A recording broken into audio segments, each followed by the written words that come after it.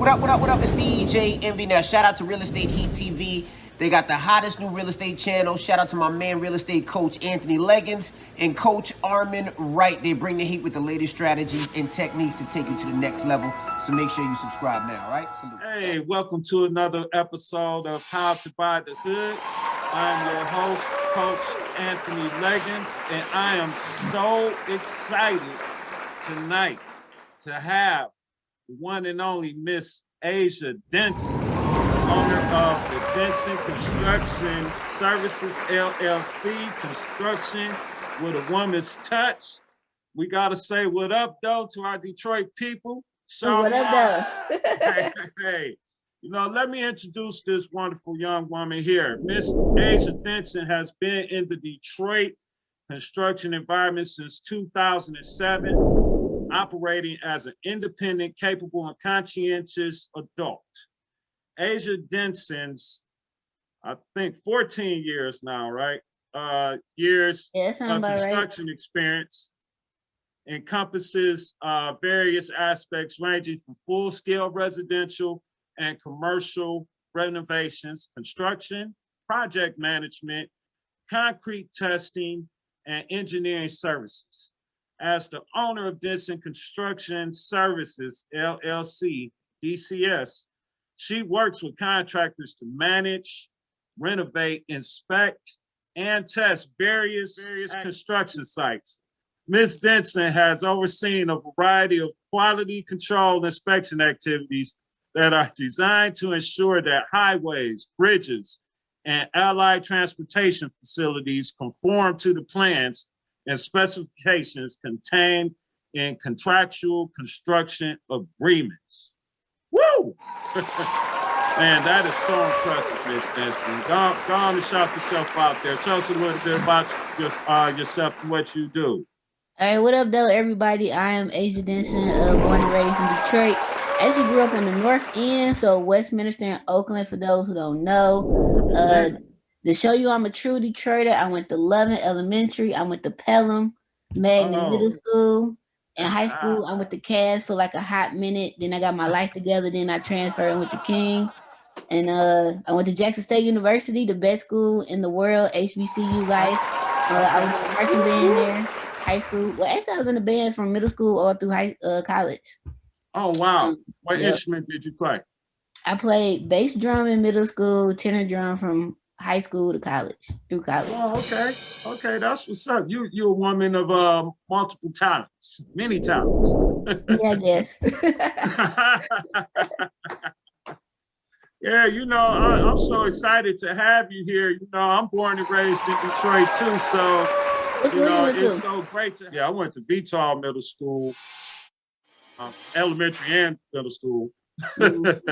I did go to Cass Tech for a minute also. Then I ended up moving to Flint. I was staying in Flint for a few years and graduated from Flint Central High School though.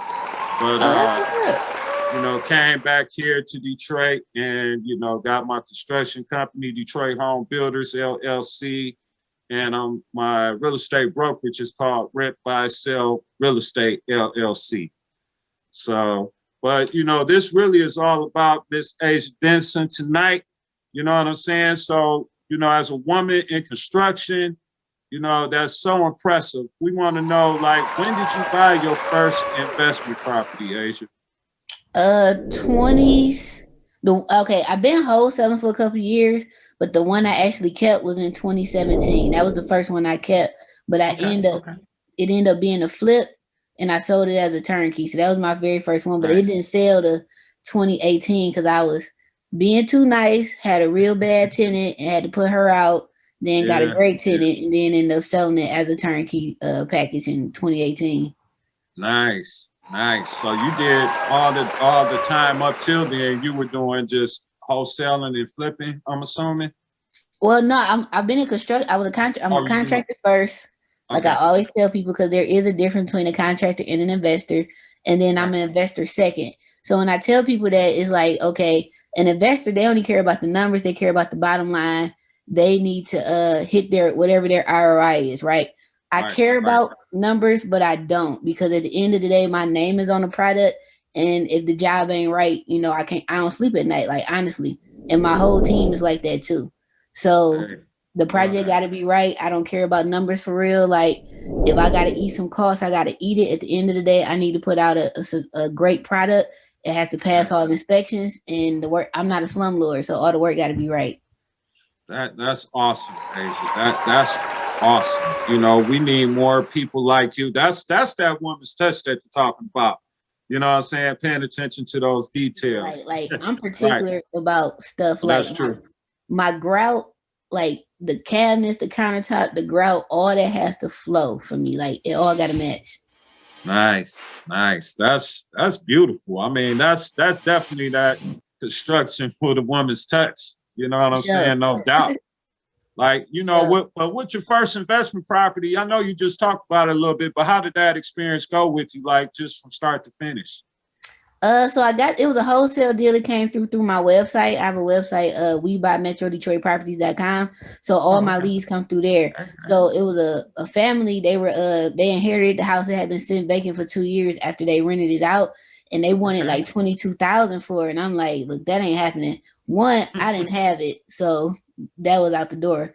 And I was like, well, what's the absolute lowest you would take? So they went from 22 to 8,000. And I'm like, if they gonna take $8,000, they'll take this 5 hot in the hand real quick, cash money. And they took it. So like I had my homie Marcus Twyman, that's my dog. We do a lot of deals together. He's a broker as well. He ran title for me, and he said, Asia, everything's straight. It was just like a $200 water bill. I'm like, okay, whatever. And then the owner paid that. And so Marcus came to the house because he's a mobile notary with the deed, wrote everything up, deeded it over to me. They followed me to the bank, and I gave them their cashier's check, and they went on about their business. Woo! One of the best ones. I love that. I just closed the deal like that today, but we did everything on email. So like I emailed him the deed. He overnighted it to me today. It's in my PO box, so I'll pick it up Monday. And once I verify everything straight, I'm gonna Zelle him the money. Listen to this woman. She's brilliant. She's very brilliant. She's telling us right there how to buy the hood right there. That's what we talked about today. You know what I'm saying? Like, well, how many investment properties do you currently own? Right now 3 with that one, but this one I'm a flip. And the other 2 are one is a flat and one is a duplex. But the flat, I think I'm gonna sell that one because it's a wood frame. And like for the ones I want to personally keep, I only want to keep brick. Right. So I was like, I'm probably gonna sell because I can get probably 84, and all I did was gut it because of where it's at. It's in Island View. Oh, okay. Yeah, and it's gonna probably need about 200,000, but I could probably sell it for 80 right now, easy. Hey, you know that's what's up. It's a full gut. The full gut's over here going for 100. So if I put it on the market at 95, I probably get 80. Yeah, no doubt. You know, especially right now because people are looking right now. They hungry. Yeah, you know, they hungry to buy properties. You know what I'm saying? Yeah, especially up here, like 4214 in areas like that. You know what I'm saying? Mm-hmm. Like, so, you know, that's what's up, Asia. I like that. Like, what inspired you to focus your investments in Detroit, your neighborhood, or current neighborhood? Well, I'm a Detroiter, so I look at it like this: if out of state and out of the country people are buying Detroit, why we not? And we live here. Like that was my first thing. Like Detroit is a black ass city. Like Detroit is probably 80-90% black. Right, roughly. But we not 80-90% owners. There it is. You know what I'm saying? Most of the people who own houses in Detroit do not look like us. And it wasn't always like that. Like before, probably like maybe the 90s, mid 90s or whatever, Detroit was probably 60-65% home ownership, maybe even 70. Now it's like, I think they said 40-some% of Detroiters is renting. Right. That's crazy. Right. Yeah, it's crazy. We should be owning our neighborhoods, our houses in our neighborhoods where we live. But I think the issue is really that it need to be more black owners, regardless if they from Detroit or not, because I hope we not gonna do our people like others gonna do our people. And in the same senses though, our people who are tenants need to respect the property and respect the owner as well. So it's like it go both ways. Like, because I've had a lot of contracts I've turned down when I first started. Like, them first 5-7 years was really, really hard for me because I'm not a sleazy contractor. So it was hard for people to appreciate quality and integrity early on when the houses were so cheap and they didn't care. They just like, I don't care, I'm a slumlord, whatever. And I'm like, I can't do what you asking me to do at that price because one, I know the person who living there looks like me. So I can't do that. So I lost a lot of work. It was a lot of broke days because of that. But if all I cared about was the money, then, I would have been straight. But I'm not like that. Like, money don't move me. So I think that's make a difference as far as some contractors. That is so beautiful, Asia. That is so beautiful. No doubt. We need people like you that are passionate. That's passion that you have for what you do. You know what I'm saying? And when you have passion for something that you do, it's not about the money. It's about the passion and love. You know what I'm saying? Yeah, I got to be able to sleep at night. Huh? I got to be able to sleep at night. Oh, yeah, no doubt, no doubt. You know what I'm saying? I'm with you on that 100%. Now, tell us a little bit about some challenges that you face on an investment properties in the hood, because, it's not all good all the time, right? The only challenge, it's two things. One, the appraisal amount. So, like, I had a property I wanted to buy on the other side of Island View I think it was Helen and Kercheval. So that's like the beginning of Island View, West Village, all that little pocket, right? They wanted $35,000 for it. All right, cool. The comps on this side of Kercheval and the Boulevard was 200-some thousand, and it did not appraise for what it would be after the repair over there. And the only reason that is because most of these appraiser people don't look like us, right? So they don't know Detroit. So they already are undervaluing the property, which makes it harder for coming in the gate. So if you low key, that house was worth $95,000 off rip in its current messed up shape. And by the time I rehabbed it should have been between $300,000 and $350,000 because that's what the comps are over here. And it's in the mile radius across the boulevard and everything. And it's like that's a part of the issue too. Like, we need more good people with integrity and that cares about stuff. Like, we need more Black brokers, Black property managers, Black mortgage people, Black credit people, we damn sure need more Black appraisers. Like, I can count how many Black appraisers I done seen. We need more inspectors. Like, I don't know why people don't want to get into the trade, so to speak. Like, I guess because it get dirty, but it's money out here. Like, they gonna always need appraisers. They gonna always need contractors. Always gonna need brokers. All the time. So that's the first problem I have. My second issue is probably our cousins. Okay. They in securing a property, like, you have to make sure you secure it right because they will move in and take what you work so hard to improve. So that's one thing. So that's probably my other issue. Yes, ma'am. I tell people that all the time: secure your vacant properties. Yeah. And especially in Detroit. If you're not from Detroit, we highly recommend that you secure your vacant investment properties. Yeah. And that's key. You can do a basic board up depending on what you're doing. Like, okay, the house I'm closing on Balfour. It got a basic board up right now, and it can stay like that until I'm done demoing. But once them wires start running up and through there and that new duct work, it's gonna be some steel doors on that baby. There it is. Yeah, I seen on your email signatures. What's that security company that you recommend? Dogs, Door and Window Garrison. They actually out of Chicago. They ain't even a Detroit company. They came over here when the market crashed and just been killing it ever since. Yeah, I see. They secure properties like a bank vault. Like, they come slapping on there, don't they? And it's worth that investment because I just did an episode. Actually, my last show, I was talking about an experience where I built a development company where I was buying and fixing and flipping the properties and doing property management and all of that. And we became, like wildly, successful with it. And then I just had like a series of orchestrated break-ins where they like just broke in 7 of my properties at like within 1 week time frame. They broke into 7 of my properties, 2 other additional investor properties that I was also managing, stole everything. I mean, everything. Kitchen, bathroom, furnace hot water tank, tore the wires out, took the PEX plumbing out. I mean, it was like, and you know what? All they did was take that shit and go put it in their property. But you know what the problem with that is? The people who stealing the stuff is the people who buying the stolen stuff. If y'all stop buying the stolen shit, right, they ain't got nobody to sell it to. Like, I don't buy stolen stuff. People like, hey, I got this, I got that. Nope. If you don't cover the receipt, I don't want it. Because if something is wrong with this faulty equipment that you stole and probably didn't even steal the right way, I can't go take it back to Home Depot.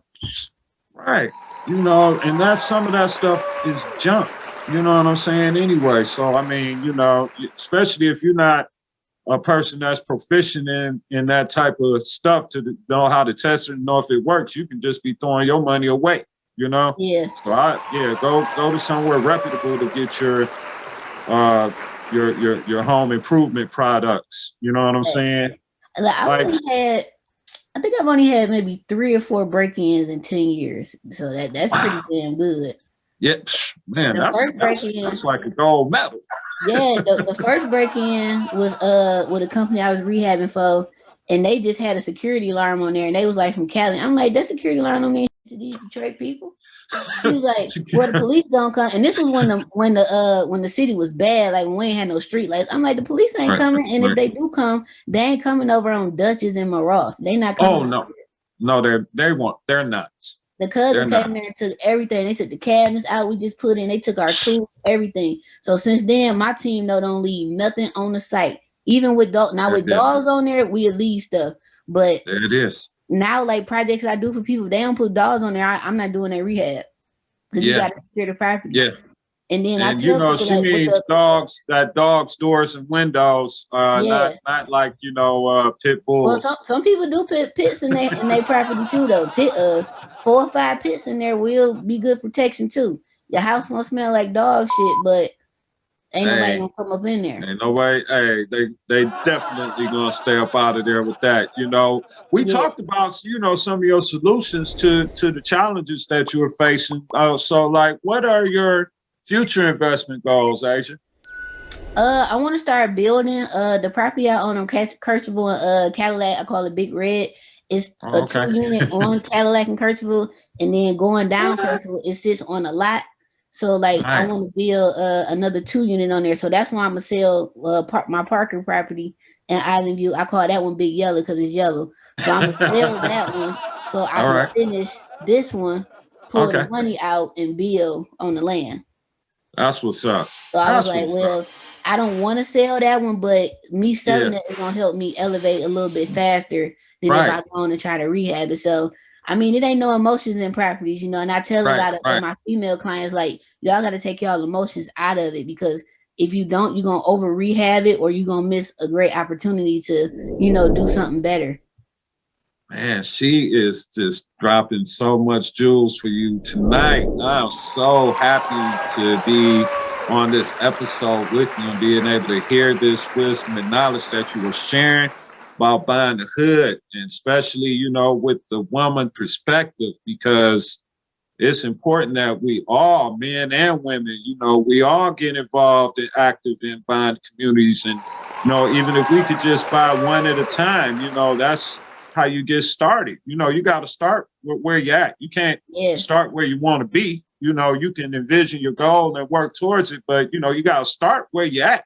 And a lot of people get discouraged because they want to, catapult, I guess, straight to the top of the game with it. But, steps involved. And you just heard what Miss Denson just said about, she's using that one property as a stepping stone to sell it to be able to go to another level of where she wants to get to. So, I mean, you got to start with where you're at and just continue to build from there.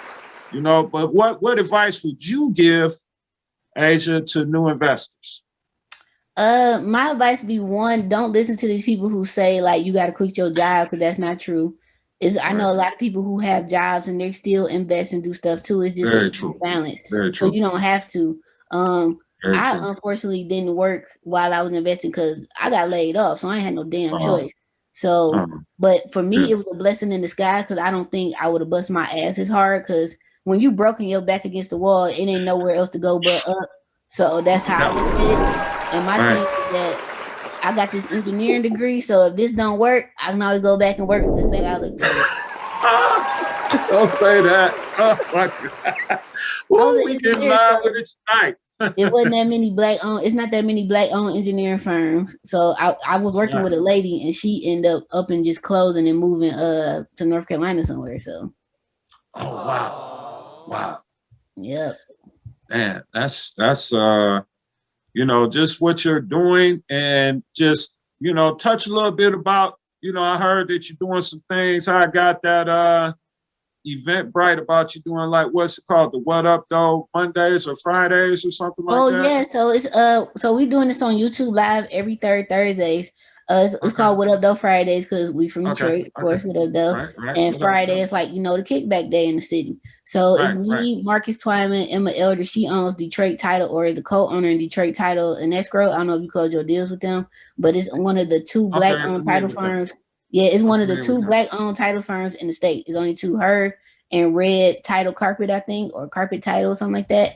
So it's just us on there kicking it like how me and you talking. It's just like that. And we talking about all things Detroit, investing, of people ask their questions, and we just kicking it, chilling. So the one this upcoming Friday has Ponce Clay. He's a broker and a real estate attorney. So he'll be on there talking about evictions and squatter rights and stuff like that, because that's a big thing, especially in the wintertime. That's like when squatting is kind of like at an all-time high because it's cold.